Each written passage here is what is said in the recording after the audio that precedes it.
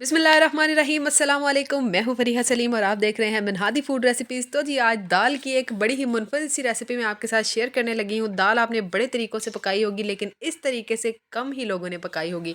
I can bet कि जब आप पका के किसी के सामने रखेंगे और वो इसको एंजॉय कर रहा होगा तो आप बताएंगे कि ये दाल है, तो वो मानेगा ही नहीं कि ये दाल है, क्योंकि ये जायके में बहुत ही बेहतरीन होती है और दाल से बिल्कुल ही इसका टेस्ट अलग होता है।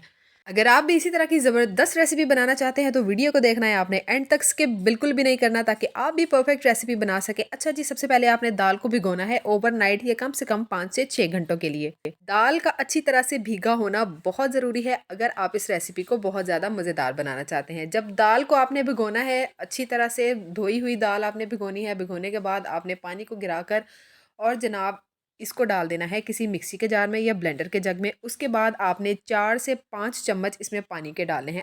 अच्छा जी, एक बात तो मैं बताना भूल गई कि ये मूंग दाल है और उसका मैंने 1 कप लिया है और उसके लिहाज से ही मेजरमेंट्स मैं आपको बता रही हूँ। 4 से 5 चम्मच मैंने पानी के डाले थे, या इतना पानी आपने डालना है कि ब्लेंडर जो है ना वो अच्छी तरह से ब्लेंड कर सके। इसको आपने दरदरा सा ब्लेंड कर लेना है और उसके बाद मिक्सी के जग से निकाल के आप इसको ट्रांसफ़र करें किसी बोल में। फिर आपने थोड़ा-सा बारीक कटा हुआ प्याज़ इसमें डालना है। मैंने स्प्रिंग अनियन लिए हैं। अगर स्प्रिंग अनियन का सीज़न नहीं है या आपके पास है नहीं, तो आप इसमें सिंपली दूसरा प्याज़ भी थोड़ा-सा डाल सकते हैं। हरा धनिया मैंने इसमें डाला है और 1 टीस्पून इसमें ऐड किया है मैंने पिसा हुआ धनिया। 1 से डेढ़ टीस्पून या जायके के मुताबिक नमक डालें। 1 टीस्पून मैंने डाली है इसमें लाल मिर्च, हाफ़ टीस्पून इसमें हल्दी का जाएगा, 1 टीस्पून इसमें जाएगा चिली फ्लेक्स का। थोड़ी-सी इसमें ऐड करेंगे सूखी हुई कसूरी मेथी, 1 टीस्पून ही हम इसमें ऐड कर देंगे साबुत ज़ीरा का। And then we will mix it. अच्छी तरह से मिक्स करने के बाद आपने थोड़ा-सा अमाउंट ज़ुबान पे रख के चेक कर लेना है। अगर आपको अपने टेस्ट के मुताबिक कुछ इसमें कमी-बेशी लग रही है तो यहाँ पर आप इसको ऐड कर सकते हैं। अब टेस्ट जो है ना वो इसका बिल्कुल पकौड़ों की तरह बैलेंस होना चाहिए, यानी कि इसमें स्पाइसेस जो हैं वो अच्छी तरह से बैलेंस होने चाहिए। Then what we have to do is, एक कढ़ाई ले लें, उसमें ऑयल डालें, अच्छी तरह से उसको गरम कर लें। अच्छी तरह से गरम करने का मतलब है अच्छी तरह से। अगर ये ठंडा हुआ ना तो आपके पकोड़े जो हैं वो पैन के साथ चिपक सकते हैं। इतना गरम होना चाहिए कि जैसे ही आप थोड़ा-सा अमाउंट मिक्सचर का इसमें डालें वो फ़ौरन ही फ्लोट करके ऊपर आ जाए, यानी कि ऊपर तैरने लग जाए। और पकोड़े का जो साइज़ है ना वो आपने छोटा चाय का चम्मच लेना है, आधा डालना है वो, ठीक है? क्योंकि इसके बाद जो है ना वो जब हम इसको मज़ीद नेक्स्ट प्रोसीजर में लेकर जाते हैं तो इनका साइज़ काफ़ी बड़ा हो जाता है। तो अगर आप बहुत बड़े पकोड़े बनाएँगे तो वो फिर आपकी डिश की प्रेजेंटेशन को ख़राब करेंगे और फिर जो है ना वो अंदर से इतने अच्छे पकेंगे भी नहीं। फ्लेम का भी आपने ख़्याल रखना है, बहुत ज़्यादा फ्लेम आप हाई नहीं करेंगे क्योंकि दाल कच्ची है। ज़्यादा हाई फ्लेम के ऊपर बाहर से जल जाएंगे और अंदर से जो है ना वो फिर आपको दाल का जायका वैसे ही आएगा। आपने इसको मीडियम टू हाई फ्लेम पे पकाना है और बहुत ज़्यादा आपने फ्लेम को हाई नहीं करना, बस इस बात का ख्याल रखिएगा। अच्छा, मैं यहाँ पर इनको मूंग दाल के पकौड़े कह रही हूँ, कोई इसको मूंग दाल की मंगोछियाँ कहता है, कोई इसको मूंग दाल की बड़ियाँ कहता है। तो अपने अपने सबकी लैंग्वेज है लेकिन ये है एक ही चीज़, ठीक है? ये अच्छी तरह से फ्राई हो गए हैं। अगर आप चाहें तो आप इसी तरह से भी इसको केचप या किसी रायता वगैरह के साथ सर्व कर सकते हैं, बहुत डिलीशियस लगते हैं। तो यहाँ पर जो है वो मेरी पकौड़ियाँ या बड़ियाँ या पकौड़े तैयार हो गए हैं, तो मैं इनको निकाल लेती हूँ और हम चलते हैं नेक्स्ट प्रोसीजर की तरफ। यहाँ पर मैंने आधा कप जो है ना वो ऑयल का ले लिया है और यहाँ पर मैंने 1 चम्मच कुटा हुआ लहसुन और 1 चम्मच कुटा हुआ अदरक इसमें ऐड कर देना है जब ऑयल गर्म हो जाएगा। साथ ही डाल देंगे एक मीडियम साइज़ का स्लाइस किया हुआ प्याज और इनको पकाएंगे हम ट्रांसलूसेंट या सॉफ्ट होने तक, या तब तक जब तक प्याज का पानी जो है वो खुश्क ना हो जाए। अच्छा जी, बहुत लोग यहाँ पर प्याज को जो है वो ब्लेंड करके भी डाल लेते हैं, यानी कि उसका पेस्ट बनाकर भी डाल लेते हैं, लेकिन बट द थिंग इज़ के प्याज का पेस्ट अगर थोड़ा सा भी कच्चा रह जाए ना और आपने उसको सही तरह से ना भुना हुआ हो तो आपकी ये पूरी जो डिश है ना उसका टेस्ट ख़राब हो जाता है। तो इसका अल्टरनेट मैं आपको बताऊंगी। आपने प्याज को इस तरह से स्लाइस करके डालना है और उसको ट्रांसलूसेंट होने तक पकाना है जब तक इसका पानी ना ड्राई हो जाए।